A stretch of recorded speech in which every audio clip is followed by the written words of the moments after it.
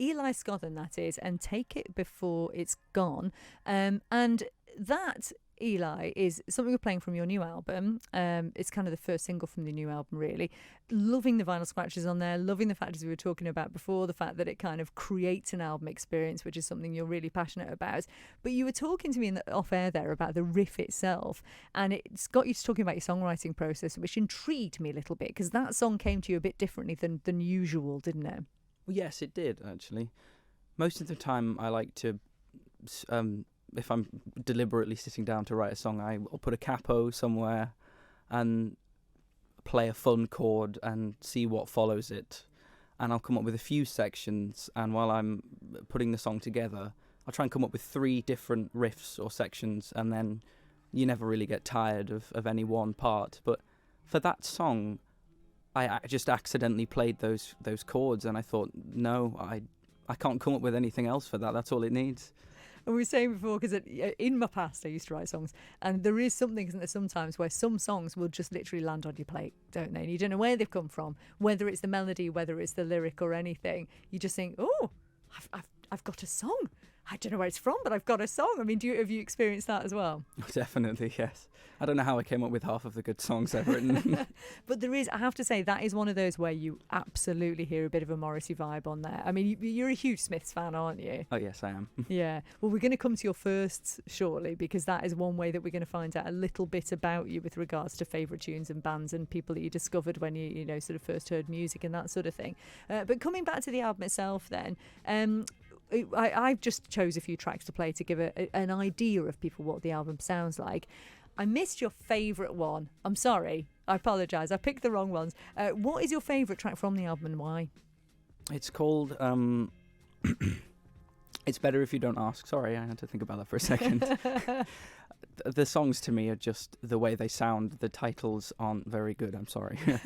I think of all of the songs on the album, it just sounds the most mature. I think that's probably because it's one of the more recent ones that I wrote.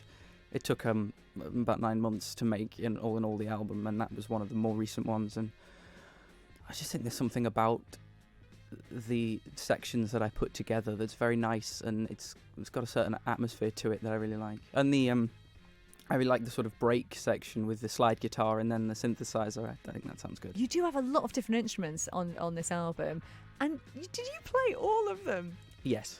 Oh my goodness, that's ridiculous. He was just telling me off air as well, you even play fretless bass, which I think is an extremely difficult thing to play. But what was the first thing you ever learned to play then, and what age were you?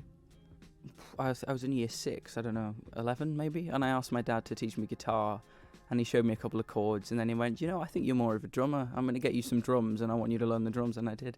And that was the first instrument I played in a band. And you've been in a number of different bands now, haven't you? Yeah, I have. So tell us a little bit, give us a rundown of the bands you've been in so far.